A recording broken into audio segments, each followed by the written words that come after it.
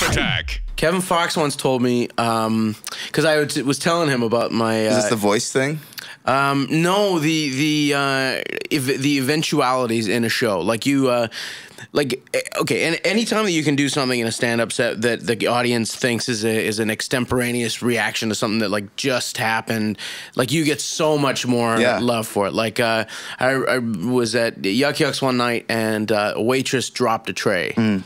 And, you know, I just make this stupid fucking benign joke. You go, hey, oh, you know, when we said tip the waitstaff, I didn't mean push them over. Like, you know, it was something really stupid, but because it's right off the cuff and an immediate reaction to what they've just witnessed, they go fucking mental. Because they don't have that ability. They always wish they could. Like, they're the ones that get home like, fuck, I could have said that. And so I was telling Kevin that story and how funny I thought it was. You know, you just get so much more love for this totally mediocre. And he says, a couple years into comedy, I sat down and I said, okay, what are the 100 things that happen in a show? A siren goes off.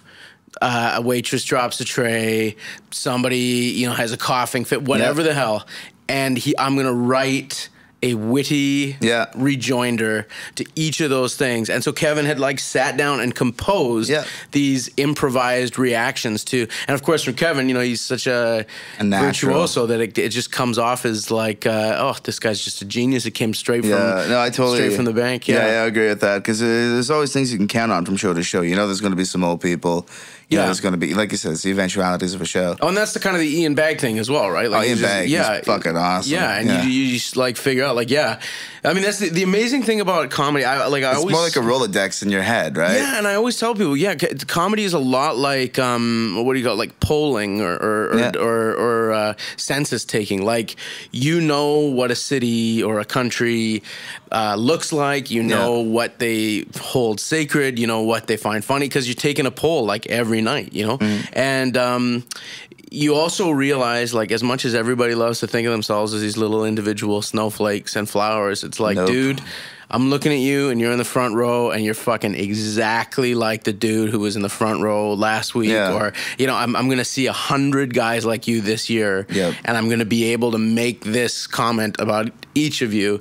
And because each of you has that sort of self-flattering notion about how individual you are, it's going to seem like I wrote it just for you. And it's like how I had a friend who dated a girl with brown eyes, and he said that every boyfriend she had ever had played her the Van Morrison brown-eyed girl. He goes, this will be our song, baby, because you're my brown-eyed girl. Like, every fucking dude she ever met thought that this was the brainwave that he was having, right? Laugh Attack.